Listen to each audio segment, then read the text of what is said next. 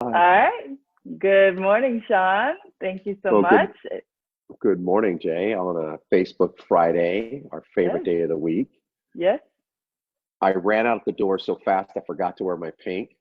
So I Oh, implore everybody else, put on your pink, send your virtual hugs to everybody, and put on your I pink. know. Right? Dr. Carey was so great last week. It's all about Breast Cancer Awareness Month and making sure that, we bring that awareness. And the event for American Cancer Society is Friday, 6:30 for the event. I bought my tickets. I'm very excited, and the live auction and everything else they have going. There's some pretty good products.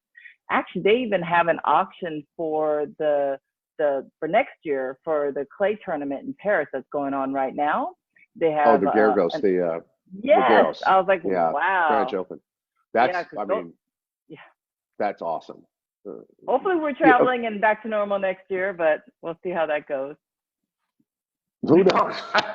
Like, it's like day to day. Let's just wait till the next day and see what happens. You wake up in the I morning like, know, what's next? Because something I next is know. coming. But actually, I wanted to put in a quick little blurb too about the ACS because I think the American Cancer Society is so good at what they do, and it is so important to implore people. Like the messages you heard were check, double check, get second Hmm. opinion, and look at their website, get in their site and understand there's so much counseling, so much advice, whether it's economic or whether it's emotional support or with medical information. And I think it really segues wonderfully into our guest that we get to share today. Yes.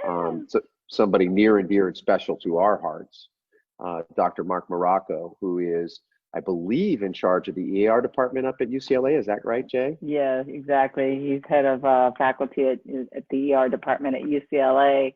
And just talk about great bedside manners as a human being and as well as a doctor, and just a kind, genuine, helpful guy. He even sweeps the parking lot after we've finished doing one of our Pico events. And he is as humble pie, and just willing to roll up his sleeves and do the hard work no matter what it is.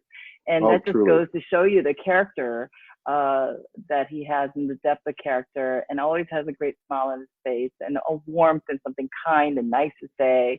And just a smart, genuine guy. And I love his story. His story is so great. I can't wait for him to tell it today. So Oh, that's fabulous. Well, let's bring the good doctor in and let's get it rolling. yeah, absolutely. There we go. We got him coming in. There we go. Good morning, Mark. Good morning, Jay. Good morning, Sean. Good morning, Mark. How are you, Doc? I'm great. I'm great. I hope you guys are doing as well.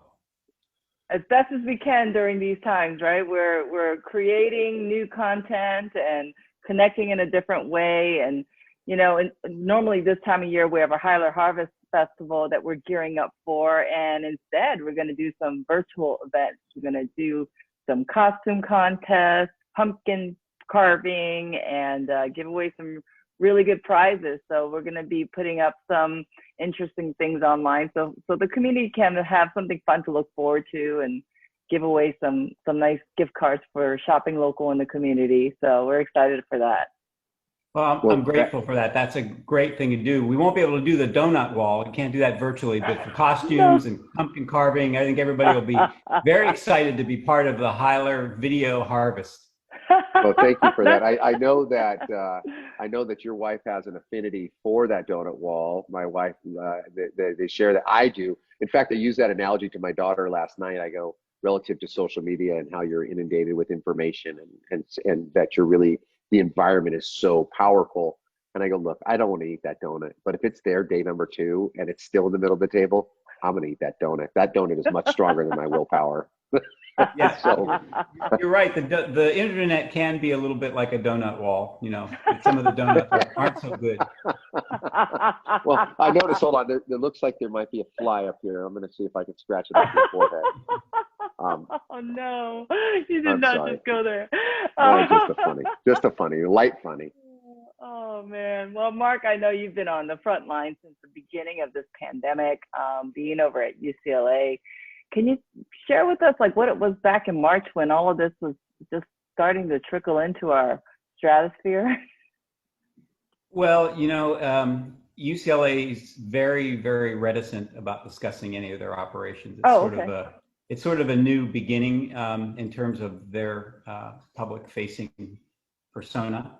They're a lot more restrictive. But I can tell you a number of things because UCLA is very reflective of sort of national level university hospitals. I mean, we're blessed. I'm blessed to work there. I still think that some days they've made a mistake and filled out the wrong bubble sheet. Pinch yourself, like, really? Is But me? we're blessed in the neighborhood to be so close to one of the truly great institutions of medicine. I mean, and of learning, right? So the UC, the hospital is not a standalone hospital. I mean, it stands on the shoulders of one of the great university setups in Western civilization. The University of California system is arguably the greatest university system on the planet. And all the stuff that is there to support us at the hospital, from basic research all the way through, resource management, is similar to the other, top 10 hospitals. I guess we're number 4 now, if you believe all that U.S. News and World Report's hoo-ha. But that aside, in March was really quite difficult for us because we had some idea early on, sometime in February, there were folks in the infectious disease and global health communities were talking about what they were seeing in places in China, and so there was a number of red flags that indicated that there was a potential for a breakout. And we dealt with this before. It seems like it happens about every 10 years in my career, Ebola and H1N1, and there's about every 10 years there's some sort of pandemic on top of the usual yearly flu season that we have, and sometimes there's an unusual flu, right? So we always get these sort of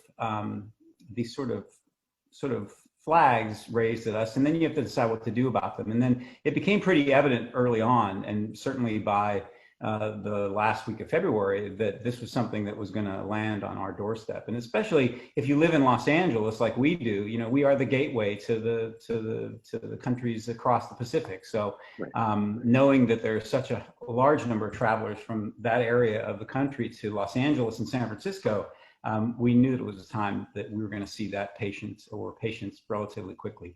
So we did, as every other university hospital, I think, in California for sure, but across the country, a pretty big ramp up in terms of trying to get ready for what we thought was going to be a real potential disaster in terms of making sure we had enough beds and enough equipment, and not really knowing, as we still don't know, a lot about this virus and how it was going to affect us. So I would say that probably the experience for doctors like myself and our staff across the country was very similar to what you guys at home felt. It was a pretty anxiety-provoking event, even for professionals. We're preparing. There's a lot of war similes in medicine. They always talk about fighting wars on different diseases, but it's a little bit like preparing, in an old World War II movie for hitting the beach. We weren't quite sure what we were going to get when we got there, but there was a lot of anxiety and a lot of effort, a lot of energy spent all across our system, and certainly in other big hospitals, to get ready for what was going to come. I just got goosebumps when you said that. We saw a lot of patients, but we did not have the experience that our colleagues in New York City had.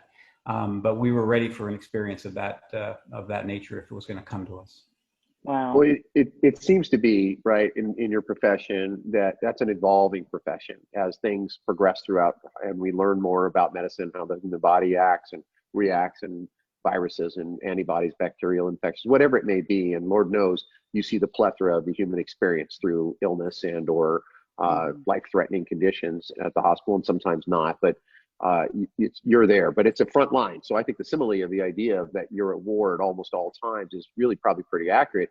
In fact, are you able to talk about some of the protocols that you practice? I don't know if they're relative to going in. I mean, there's no trick to them. I think most people are sort of aware of what we are wearing in the front lines of medicine and in the ICUs, sort of the second line of defense.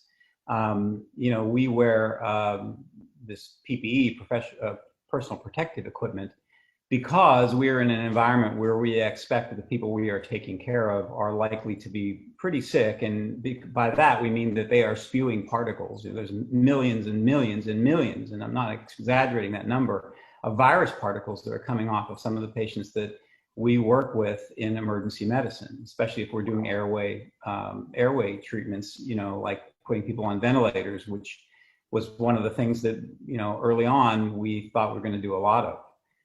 And so, it's changed. For instance, from my point of view, people say, well, what's it really like? And I said, the thing about it is, imagine you're a professional basketball player and all of a sudden one day somebody says, hey, just keep playing basketball, but here's a roller skate, put this on your right foot, and you're going to play like that from now on. Same game, same time, same shots.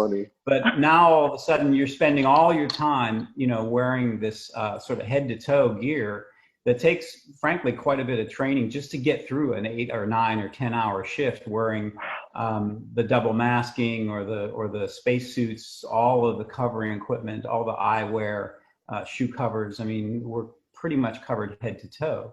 And then that is also, comes along with the usual stuff that you're doing when we didn't have to wear that. We wore that once in a great while for certain kinds of patients. You'd have to put that stuff on. But most of the time, you were operating in scrubs and coats and stuff like that. So now you have this new thing that you have to do on top of the old things that you had to do in an environment that, quite frankly, is very chaotic and is very unusual in medicine, right? Most of medicine is what you hope it to be, which is, a specific quiet place that's private. And the doctor has a plan, and he thinks about the plan ahead of time, and he manages the plan, and then he executes the plan exactly right, whether it's an operating room or a clinic or a procedure room. In an emergency room, a level 1 trauma center, like where I work at UCLA, no matter where you're at in the country, if you're in that kind of hospital, you never know what's coming in, and you never know what you need to do. So we deal with that all the time, and most doctors don't like that. There are 5% of us. It's a bell-shaped curve, like everybody else on the planet. It's the same in real estate, right? Everybody's kind of like, in the middle about real estate, and there's some people who totally hate it, and some people who totally love it, right? And same thing for emergency medicine and physicians. So some of us who are easily bored and like to be sort of the last of the old-fashioned doctors who can see any patient with any disease at any time, any kind of person, and manage them for at least a good 24 hours. That really is something that we like to do. And I love it working there. It's a privilege to take care of people in the neighborhood. I think there's something extraordinary I wanted to go back to, and I think this is important for just our viewership to understand. Here you are, frontline, emergency room, teaching professor, I believe, if that's correct, Mark, you do teach. And here you're saying, like, look, we're wearing the spacesuits, we're wearing the PPE, and it's on top of the regular protocols we've been practicing forever, because it's actually that legitimately serious. Like, if we're here, I got on a call with all the Pac-12 doctors that were in charge of the sports programs, and they were basically telling all the parents who have children that play in the Pac-12 sports, hey, these are our protocols. And so there were people from doctors from UCLA. There was, I think it was, what's his name? I forget his name now. God, he's a good guy. I know him from all over the place. There's a lady from Washington. There's a person from Stanford. I mean, just everybody was there.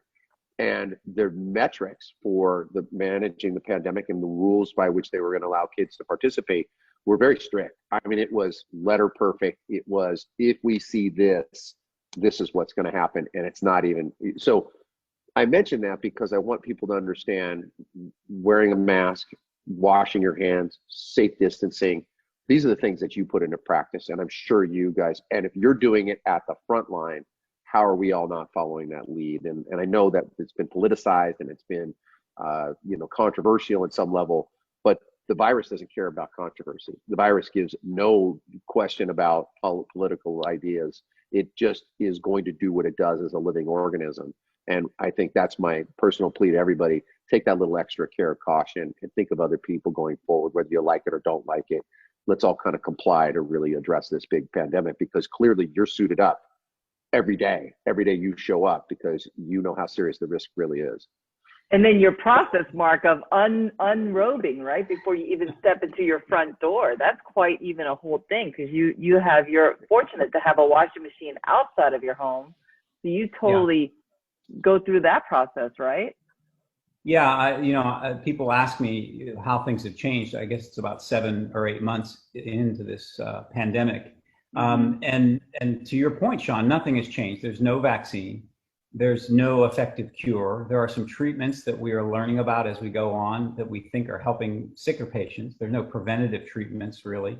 And so all of the things that we know work are pretty simple. And there's great evidence behind them after 7 months to support them. And that is masking, social distancing, washing your hands, most importantly, avoiding people who are sick, and avoiding areas where you might be in an enclosed space with somebody who's sick, who may not even appear that sick. So that's where you pick and choose. People say, oh, is it better outside? And you say, yeah, it's better outside. The evidence shows it's definitely better outside than inside.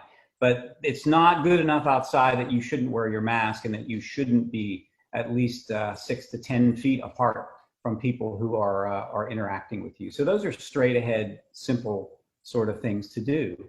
And so I am still doing exactly the same things I did at work in the first week, and the same things I do before I enter my house in the first week. I get home, I change out of my scrubs, which are under my PPE, before I leave the hospital into a new set of scrubs, and get into my car in a way that I hopefully don't contaminate my car. And then I get home, and then before I get into the house, I go through a whole decontamination process that Jay's referring to, that involves getting rid of all of the scrubs into an outdoor washing machine that we have in the backyard. In our little guest house, and getting a shower and changing into clothes that have been preset before I come in. So that's to protect my wife and to hopefully protect the house a little bit. But I haven't changed what I do, and I recommend that people really understand what you said, Sean. And you can't put too fine a point on it to say, look, it's a virus. It's not smart. It's not dumb. It's just opportunistic. It doesn't care whether you're black or white or Republican or Democrat. It's looking for a weakness in your behavior so that it can take advantage of your cells to make more copies of itself. It doesn't even care whether it makes you sick or not, right? So the best viruses, the ones that are most successful in nature, don't make their hosts very sick at all, right? So they can just making more viruses. And a lot of times the viruses that cause us the biggest problems are ones that exist in nature and don't make, for instance, a monkey or a bat very sick, or a pig. And then when these zoonotic is the name, when these viruses transfer, as some can, into human populations, well, guess what?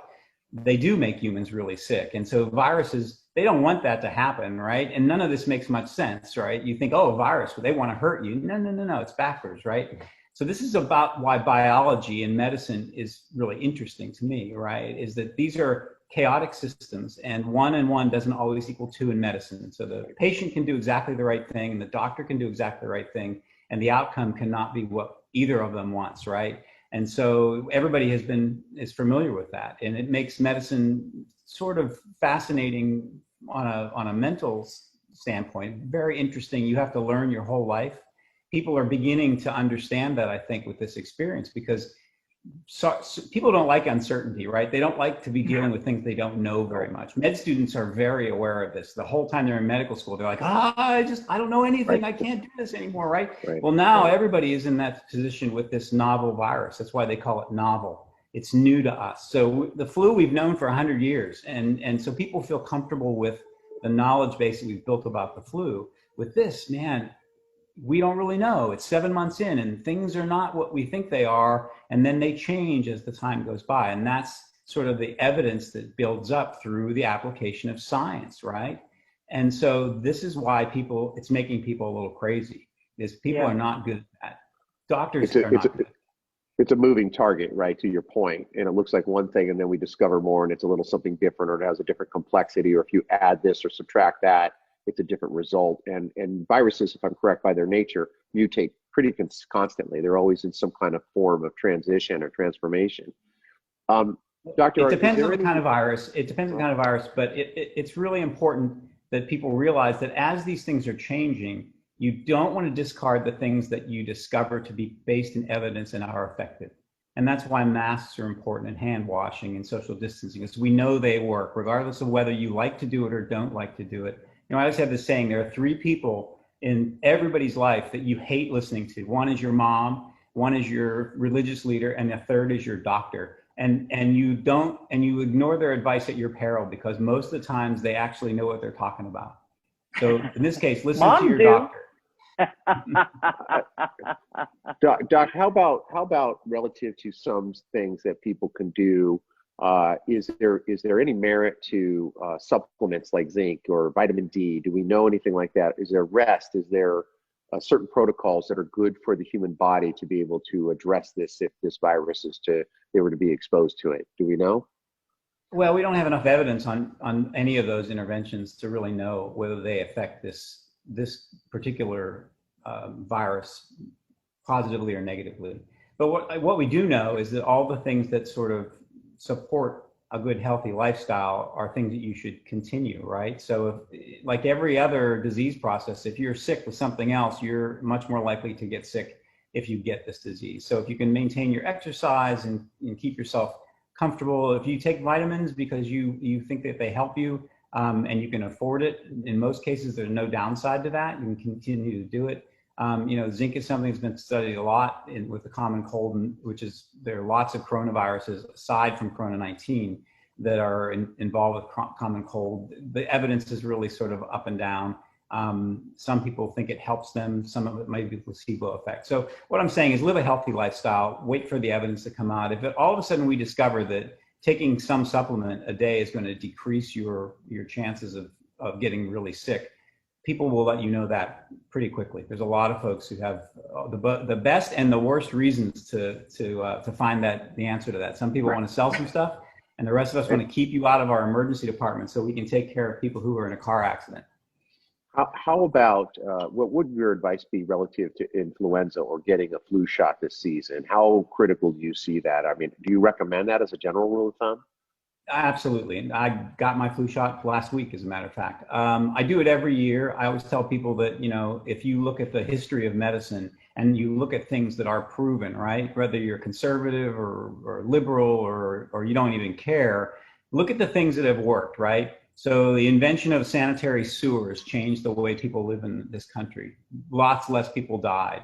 The invention of certain kinds of pest control changed the way people live in this world.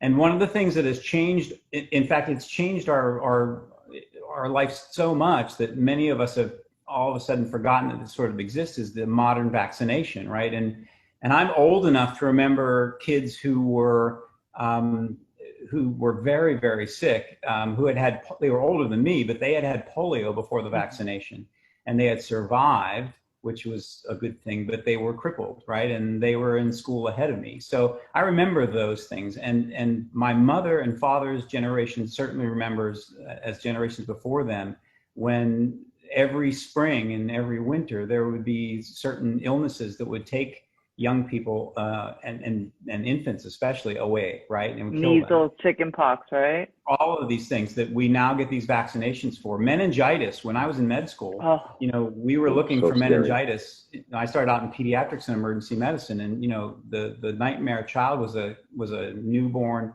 or a toddler who had meningitis, who was going to die unless you made the diagnosis. And if you sent that kid home with a viral illness, they would die, right? So we looked for these patients. Well, you know what? We hardly ever see them now. Why? Because of vaccination. So flu vaccination, absolutely. Is it perfect? No.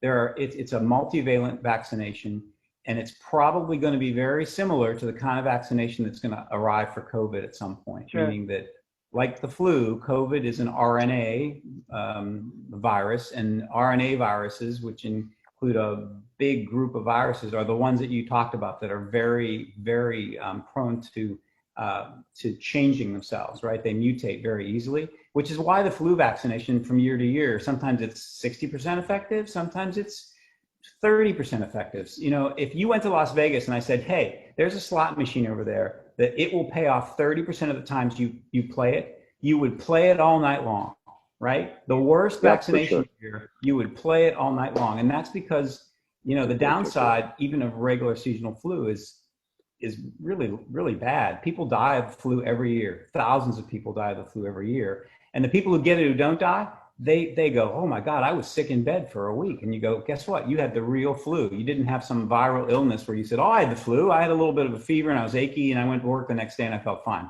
That's a flu-like illness.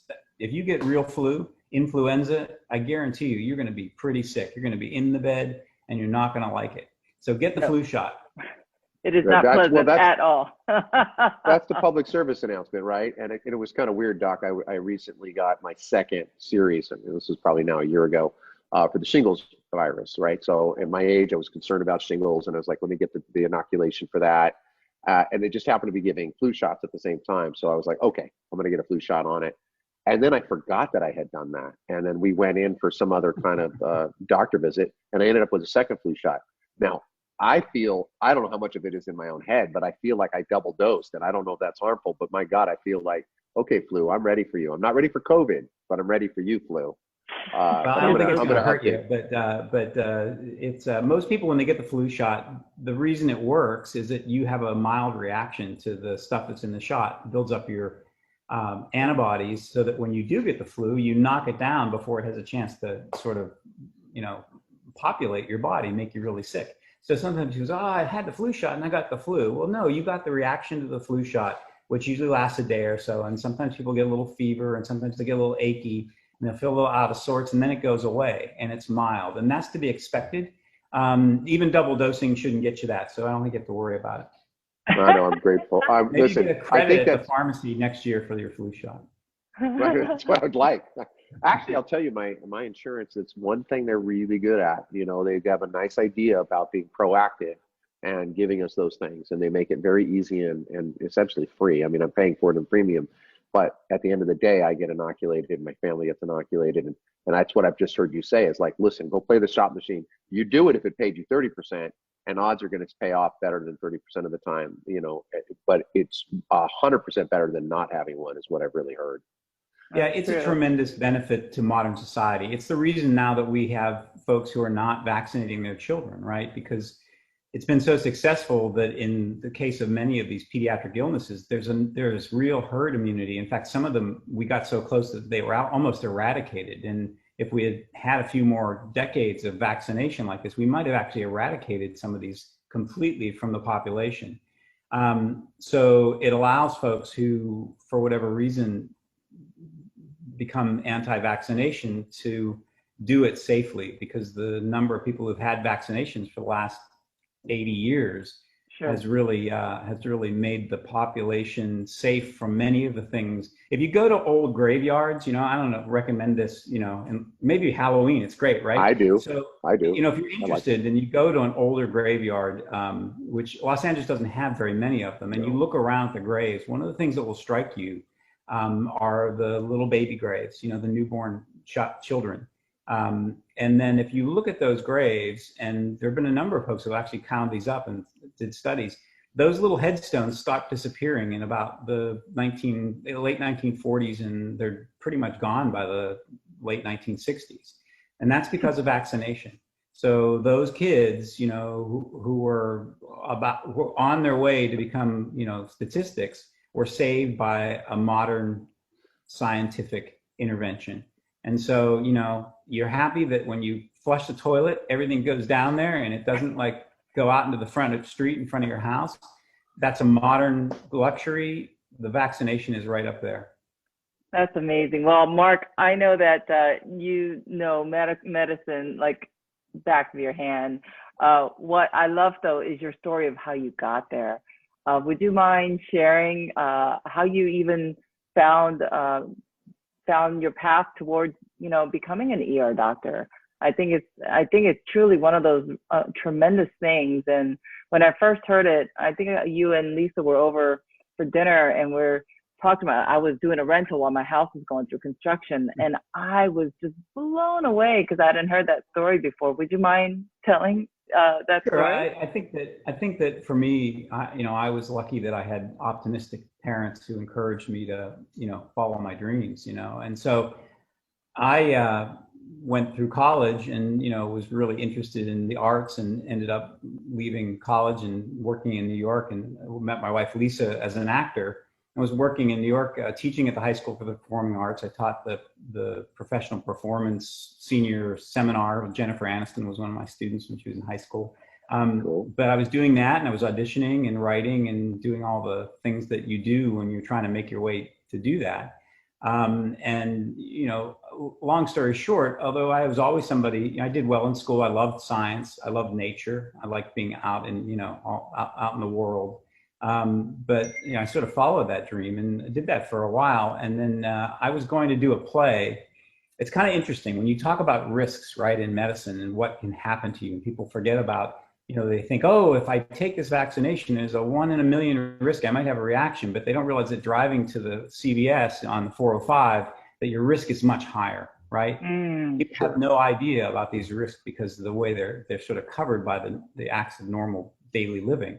So I was going to do a play, and the reason I bring up risk is it's interesting that how high your risk is from being hurt in a car accident or by a car as a pedestrian. I was going to do a play in Lancaster, Pennsylvania, that was supposed to go back to New York to Broadway, and it was like a Nicholas Nickleby style Sherlock Holmes play. And if you remember, Nicholas Nickleby was very popular in the 80s. It's a play where the Royal Shakespeare Company had like 10 actors play like 50 roles in this huge play that was based on a novel, a Dickens novel. But this was the same thing. And so I get this great job. And the guy who was going to play Sherlock Holmes was Orson Bean, the actor Orson Bean, who you may remember was tragically killed walking across I think Lincoln Boulevard or Venice Boulevard last year. Venice.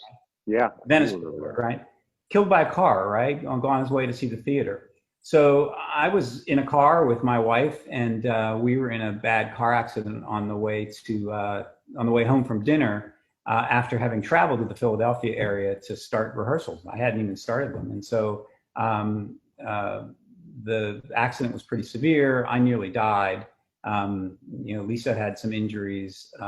And so it was my introduction to emergency medicine and trauma surgery. And, I was in that hospital long enough to look around and just think, this is a really interesting place.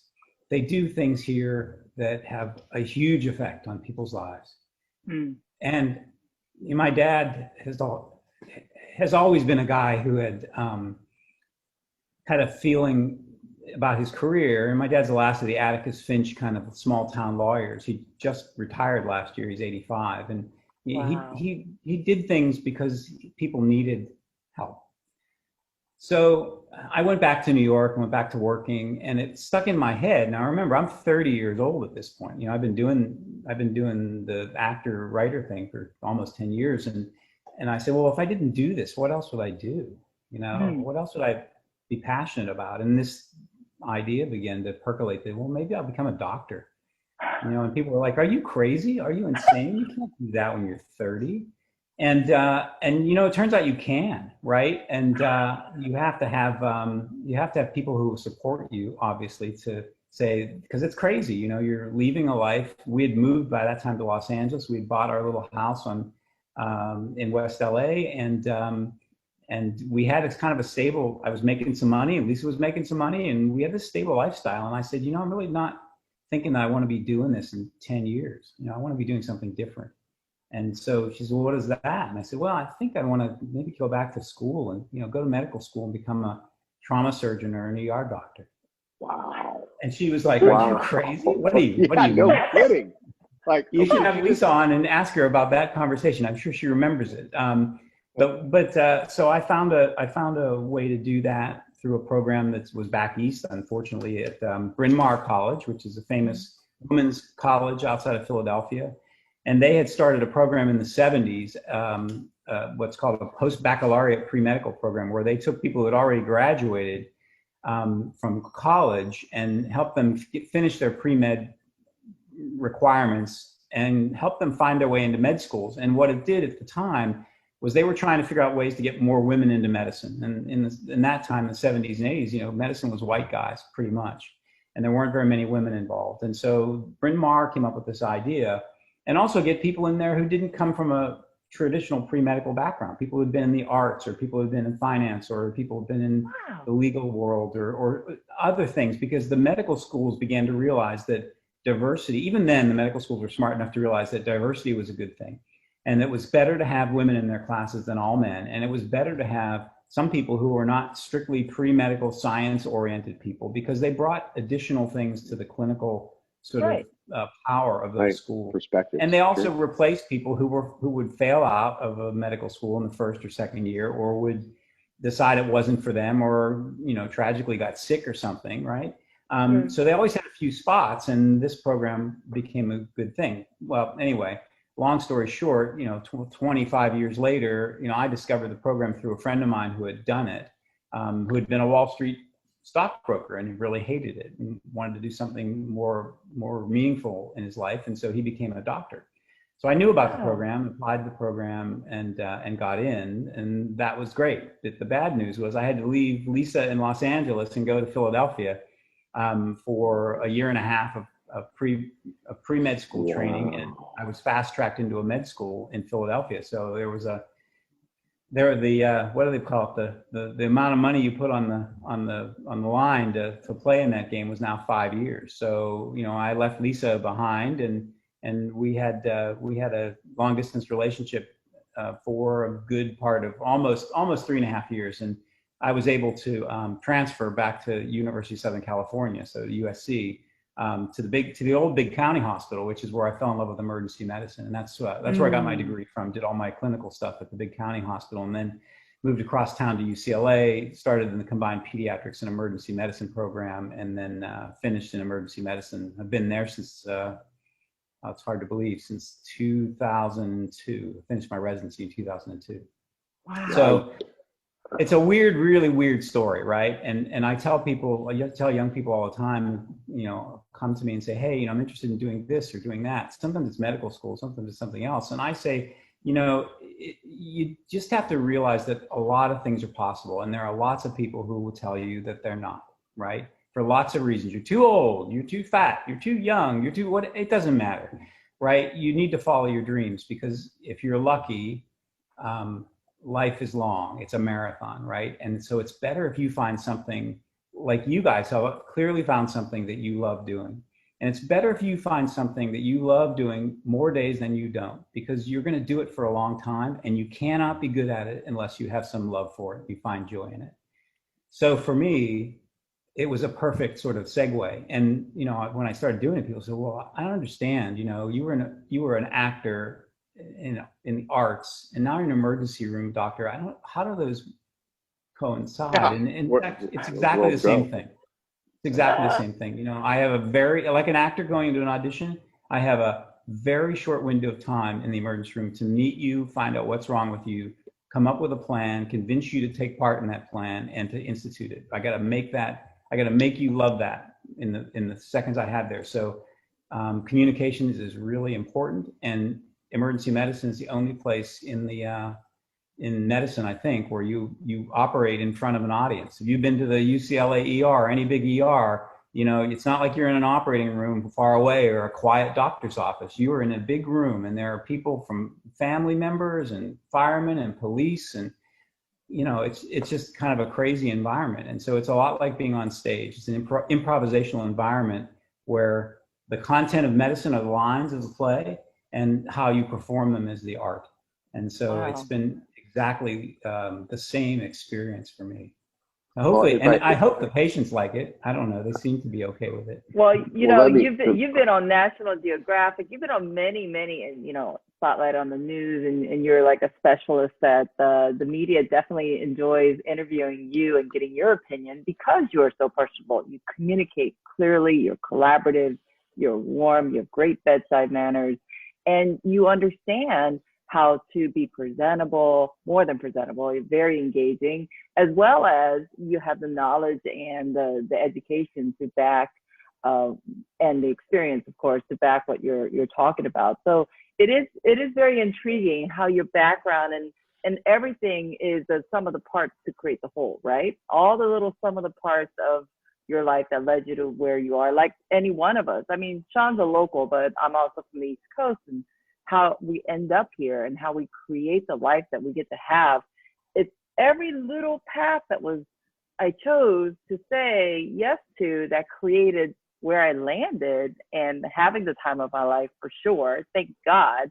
How we happen to, land in the neighborhood council, how we happen to meet Lisa Morocco, the most amazing other half in our lives too. And, it's fascinating how that one little decision totally changed the pathway of our future. And your stories just always stuck with me whenever I think about how you became an ER doctor and the amount of lives that you've changed because when they meet you and you alter their perspective a bit. I know every person who has met you has had their perspective of what they thought they knew to shift a bit in a positive manner. And I think that is, again, the true gift that you give to the world is that you have this unique path and where you are now in definitely the showcase of the world, really, UCLA, is amazing and tremendous what you've achieved.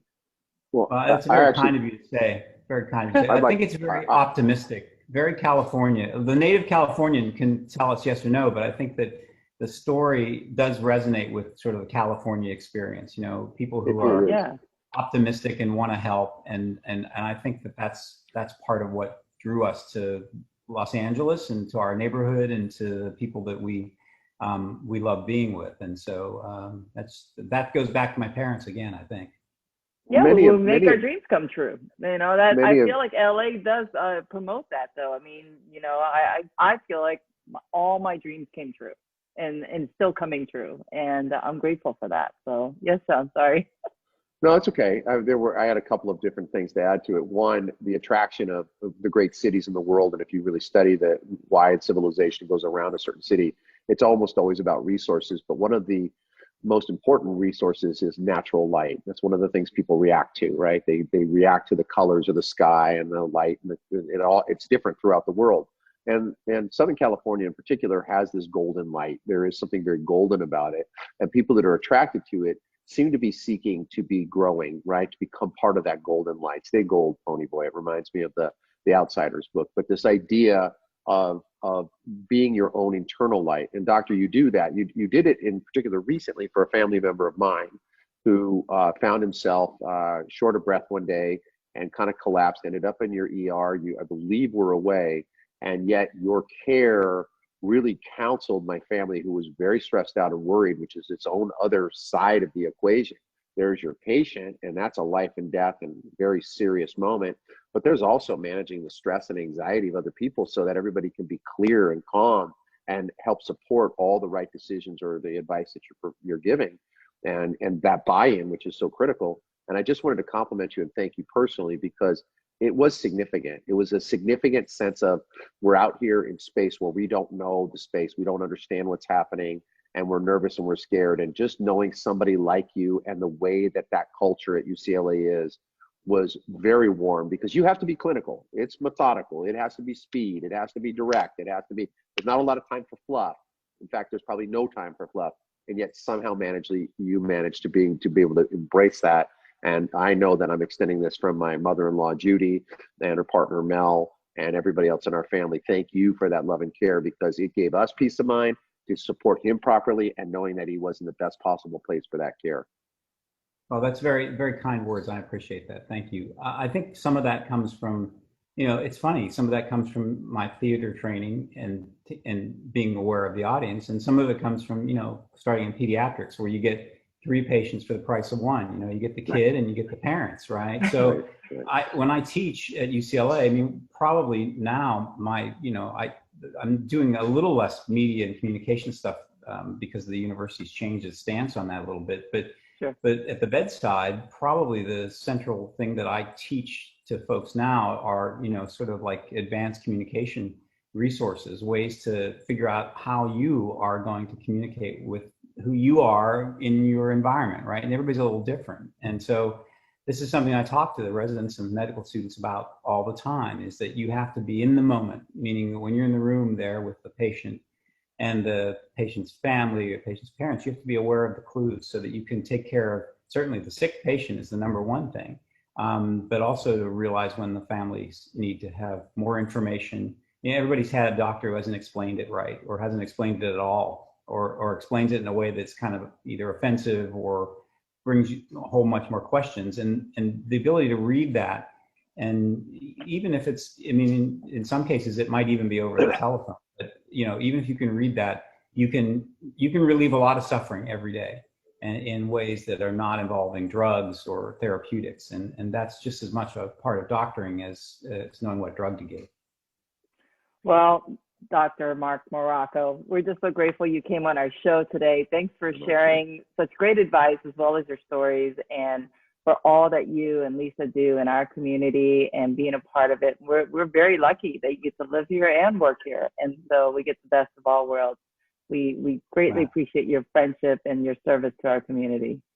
It's my pleasure. You guys do a lot for us as well, and we just are so happy to be part of the family that we have in West LA. There's a lot of great people, and you know, I can just tell people, wear your mask, wash your hands, keep your chin up. It's going to get better.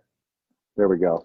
Well, we learned from Dr. Carey, the oncologist at City of Hope. This is what he says to do hugs on Zoom, and he just. I like that. I like that. Was so, yeah, I know. I'm telling you, Sean, that's the cover of your next album. That's good. That is ready to go. Covering the headset with the there you go. Yeah. There you go. That's how I look when I fly on an airplane, pretty much. All right, guys. Thank you for having me. Thank you, Doc. Yes, Always pleasure. Stay safe and be well. You too. Bye, guys. Bye. All right, Sean. Well, I guess I'm going to wrap up the show. I think Sean also clicked off as well, but thanks for joining us for another great show. Look out for our emails for Heyler Harvest Festival video version, and feel free to stop by. We're going to be giving away some pumpkins, having a pumpkin carving contest, costume contest, and some really good prizes up our sleeves, and giving away some goodies, because we had a budget to do this event, and instead we're going to put it back out to you guys out in the community, and looking forward to connecting soon. Mask up and staying healthy. Have a great one.